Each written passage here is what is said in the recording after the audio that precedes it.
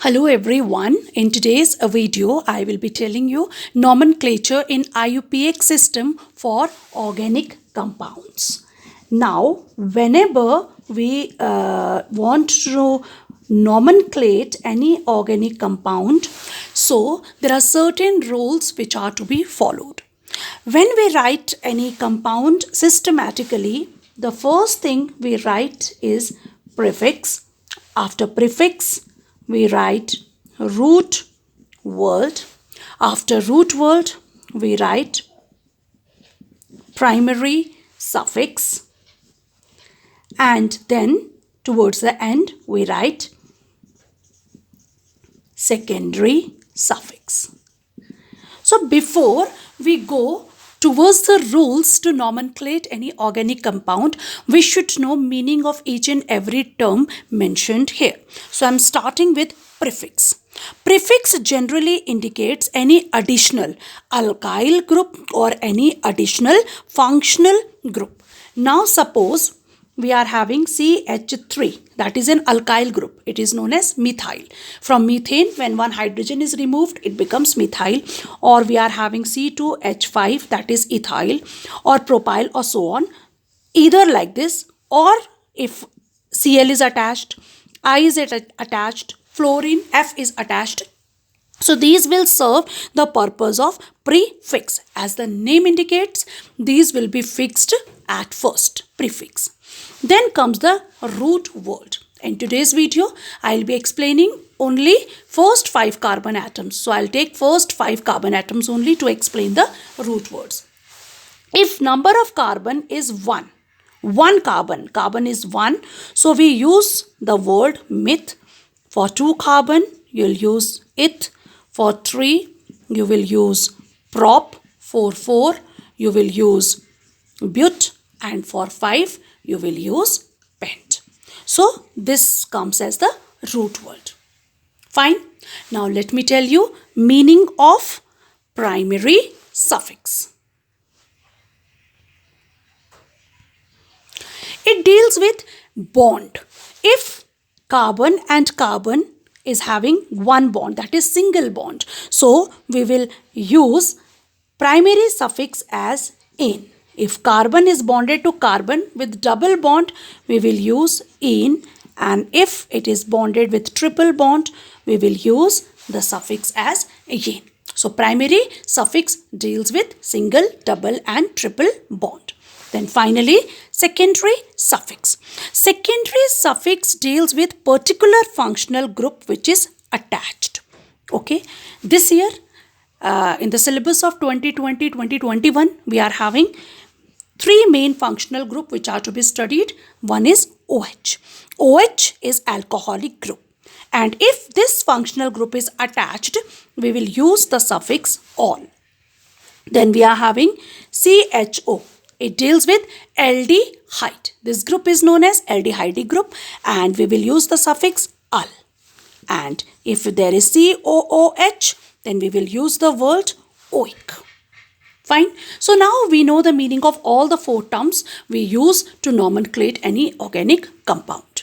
Now, before starting nomenclature, now let me tell you the 2 important rules we will follow when we'll start doing nomenclature of any organic compound. First rule is longest chain rule. Let me explain it with help of an example. So 5 carbons I have taken like this, and third carbon is having a branching. Okay, so when we write like this, it becomes easy for us to balance hydrogens because carbon is having valency of 4. So 1 valency is satisfied. So 3 hydrogens, 2 satisfied, 2 hydrogens, 3 satisfied, 1. So here you'll write 2, 3 and 3. Now suppose this is one organic compound which is given to us. Now in this organic compound we have to search which is the longest chain. It is not always true that the straight chain is the longest chain. Most of the times it can be true, but sometimes some other chains can also be the longest chain. How to find it out? So dear students, this CH3 is attached in the form of branching here. So if I consider this chain, it can become one chain. But what are the number of carbon atoms in this chain? 1, 2, 3, 4 only. If I consider the chain from this way, now just see how many carbons are there? 1, 2, 3, 4 carbon. And if I consider the chain in this way, so how many carbons are there? 1, 2, 3, 4, 5 carbons are there. Fine. So which is the longest chain? In this particular case, straight chain is the longest chain. So this is the first thing which we have to find out. After this, now our task is to give lowest number to the chain. Lowest number. Now what is lowest number rule? According to this rule, we have to assign numbering to the carbon atoms in such a way that the functional group or the prefixes which are attached, means the additional substituents which are attached, they should be given the lowest number. Now in this particular case, this is the substituent which is attached to this particular chain. This, if I count the number from forward, so 1, 2, 3, it will get the third position, and from backward also it will get the third position. So in this particular case, no correction will come, whether you do it from front or back. So it's better to number it from front. Fine. So I have numbered it. Now go for nomenclature. So what is the first thing in nomenclature we have to do? We have to write prefix. What is the prefix here? It is this alkyl group which is methyl, and this methyl is attached to carbon number 3. Correct? So what will be the name for it? It will be 3-methyl because it is attached to third carbon. So 3-methyl. And what is the root word? 5 carbons. So for 5 carbon we use pent. Fine. Carbon-carbon atoms are singly bond. So we will use ane. Is that clear? So name of this compound came as 3-methyl pentane. Now let me take another example. Now this is an organic compound which is given to us, and we have to give IUPAC nomenclature to this organic compound. So what is the first task, dear students? To find the longest chain. Then second task, to give lowest number. And third task, then to write in sequence like prefix, root word, primary suffix and secondary suffix. Now here find out the longest chain. 1, 2, 3, 4. 1, 2, 3, 4. 1, 2, 3. So which is the longest chain? With carbon atoms 4. So I can take the straight chain. Now you have to give the numbering. As I told you, when we do the number, we have to give the lowest number. So while numbering, this CH3 should be given lowest number. So if I give carbon name from here 1, 2, 3, it will get third position. But if I name it from backward, it will get second position. So we will name it from backward, lowest number rule. Now third step, you have to write first prefix. So what is prefix here? It is in second position, we are having methyl. What is the root word? 4 carbon. It is but, and it is single bonded. It is 2-methyl butane. Now let us take one more example. Now this is the particular example we are having, where you can see we are having one functional group also attached to it, that is OH. We are having one substituent, that is methyl.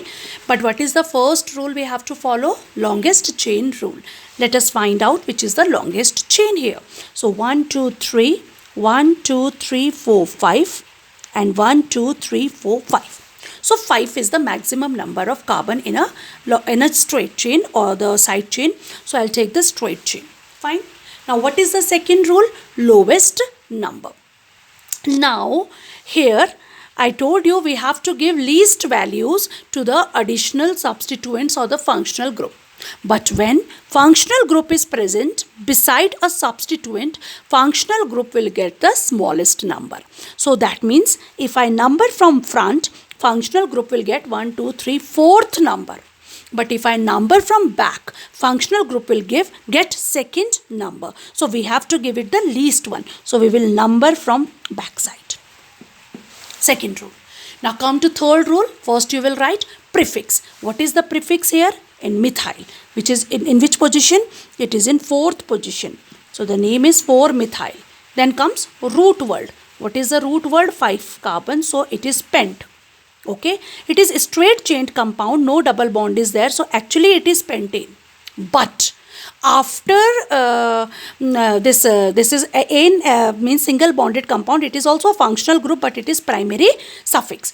What do we have? We are having secondary suffix also, that is alcoholic group, and which is written by the suffix -ol.